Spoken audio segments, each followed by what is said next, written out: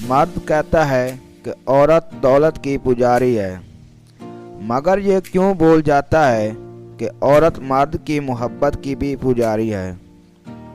उस पर सारी उम्र जुल्म करते रहो, मगर कभी थोड़ी देर के लिए उससे मोहब्बत जिता लो तो वो सारे जुल्म भूल जाती है। बुरा ये सोच कर बर्दाश्त कर लिया जाए कि इससे ज़्यादा भी बुरा हो सकता था, तो सब्र का फल मिले ना मिले, गम का बोझ यकीनन आधा हो जाता है। एहसास कहने को तो छोटा लफ्ज़ है, लेकिन अहमियत के लिहाज से बहुत बड़ा खजाना है।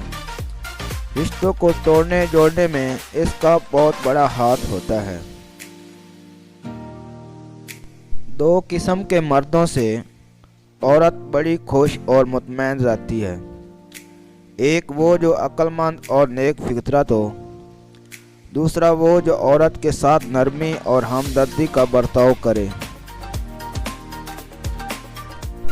औरत शक नहीं करती, बल्कि वो डरती है दूसरी औरत से, शराकत से, मर्द की दूरी से।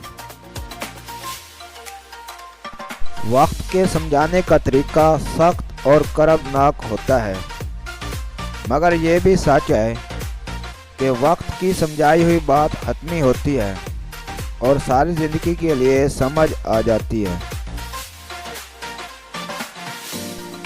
बदज़मानी, बद इखलाकी और फाश गोई से आप न सिर्फ अपना वक़ार तबाह करते हैं, बल्कि उन लोगों को भी तौहीन करते हैं जिन्होंने आपकी तरबियत की हो। मर्द के साथ सच्चे, मुखलिस और हकीकी बंधन में बंधी हुई औरत ही मर्द को जिनसी और ज़हनी सुकून दे सकती है, क्योंकि मर्द को जिनसी इत्मीनान और औरत को एक दायमी छाट की ज़रूरत होती है जहां वो खुद को महफूज समझ सके।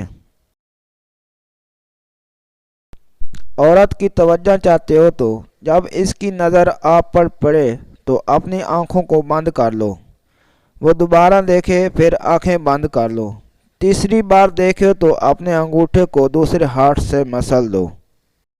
दोस्तों, यकीनन ये वीडियो आपको पसंद आई होगी। अगर पसंद आई है तो चैनल को ज़रूर सब्सक्राइब और बेल आइकन को प्रेस करें ताकि इस तरह की न्यू वीडियो आपको मिलती रहे।